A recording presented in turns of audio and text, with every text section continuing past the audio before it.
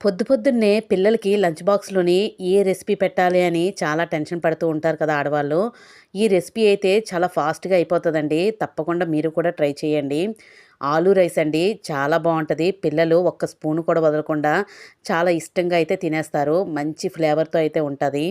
చాలా తక్కువ టైంలోని చాలా సింపుల్‌గా చేసేసుకునే వంటకం అనమాట. ఎర్లీ మార్నింగ్ మనకి ఇది చాలా ఫాస్ట్‌గా అయిపోతది. ముందుగా ఒక 2 పెద్ద సైజు బంగాళదుంపలు స్క్వేర్ లాగా అయితే కట్ చేసుకొని, ఒక గిన్నెలో వాటర్‌లో వేసుకొని పెట్టుకోండి. అలాగైతే మాగకుండా ఉంటాయి. నెక్స్ట్ పాన్ పెట్టుకొని ఆయిల్ వేసుకొని, ఆ బంగాళదుంపలన్నీ వేసుకొని చక్కగా ఫ్రై చేసుకోవాలి. పైన మూత పెట్టకుండానే ఇలా ఫ్రై చేసుకోండి. మూత పెడితే పేస్ట్ అయిపోతాయి. నెక్స్ట్ ఇందులోకి ఉప్పు, పసుపు, కారం, ధనియాల పొడి అన్నీ ఒక్కొక్క స్పూన్ అయితే వేసుకొని చక్కగా ఫ్రై అయితే చేసేసుకోండి. ఈ పొటాటో అంతా చక్కగా ఫ్రై అయిపోయిన తర్వాత ఒక బౌల్లోకి అయితే తీసేసుకోండి. చూసారు కదా, పొటాటో అనేది విడివిడిగానే ఉన్నది. అస్సలు పేస్ట్ అవ్వలేదు. చక్కగా కారం అది బాగా పట్టింది కదా. ఇంకా ప్లేట్లోకి తీసేసుకున్న తర్వాత మళ్ళీ అదే పాన్లోని కొంచెం ఆయిల్ అయితే వేసుకోండి. అందులో కొంచెం జీలకర్ర అయితే వేసుకొని ఫ్రై చేసుకోండి. నెక్స్ట్ చిన్న ముక్కలుగా కట్ చేసుకున్న వెల్లుల్లి అలాగే పచ్చిమిర్చి కూడా వేసుకొని ఫ్రై అయితే చేసుకోండి. అది చక్కగా వేగిపోయిన తర్వాత ఉల్లిపాయలు, కరివేపాకు వేసుకొని అది కూడా బాగా ఫ్రై చేసుకోండి. అది బాగా ఫ్రై అయిన తర్వాత ఉల్లికాడలు చక్కగా వేసుకుంటే మంచి ఫ్లేవర్ అయితే వస్తుందండి. ఉల్లికాడలు ఉంటే మాత్రం తప్పకుండా వేసుకోండి. ఉల్లికాడలు కొంచెం వేగిన తర్వాత అందులోని ఒక స్పూన్ అల్లం వెల్లుల్లి పేస్ట్ అయితే వేసుకొని అది పచ్చివాసన పోయినంత వరకు చక్కగా ఫ్రై అయితే చేసుకోండి. ఇంకా వీడియో చూస్తూ ఎవరైనా లైక్ ఇవ్వకపోతే తప్పకుండా ఒక లైక్ అయితే ఇవ్వండి. అలాగే మన ఛానల్ని సబ్స్క్రైబ్ చేసుకోండి. మంచి మంచి వంటలు అయితే ఉంటాయి. అంతా బాగా ఫ్రై అయిన తర్వాత కారం అలాగే ధనియాల పొడి అలాగే మ్యాగీ మసాలా అయితే వేసుకోండి. మంచి ఫ్లేవర్ అయితే వస్తుంది. తగినంత సాల్ట్ కూడా వేసుకోండి. వేసుకొని మొత్తం అంతా ఫ్రై చేసుకోండి.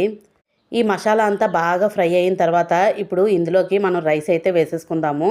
మీకు సరిపడినంత కరెక్ట్గా చూసుకోండి. మళ్ళీ అది తక్కువైనా ఎక్కువైనా టేస్ట్ అయితే అంత బాగోదు. అందువల్ల పర్ఫెక్ట్గా రైస్ క్వాంటిటీ అనేది కరెక్ట్గా చూసుకొని వేసుకోండి.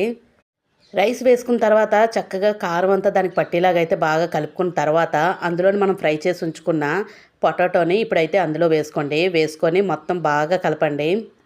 చూసారు కదండి, ఎంతో టేస్టీ అయిన ఆలూ రైస్, బంగాళదుంప రైస్ అయితే చాలా టేస్టీగా అయితే ఉంటుంది. చాలా ఫాస్ట్గా అయితే చేసేయచ్చు. పిల్లలకి లంచ్లోకి చాలా ఇష్టంగా అయితే తింటారు. మనకి ఎర్లీ మార్నింగు ఏదైనా కర్రీస్ చేయాలంటే కొంచెం టైట్ అవుతుంది కదా టైం అనేది. అందువల్ల అలాంటి టైంలోనే ఇలాంటి డిషెస్ కానీ చేసి పెడితే మనకి టైం అనేది వేస్ట్ అవ్వదు. పిల్లలు కూడా ఇష్టంగా తింటారు. చక్కగా ఫైనల్లోని కొంచెం కొత్తిమీర అయితే వేసుకోండి. ఇంకా ఫ్లేవర్ చాలా బాగుంటుంది.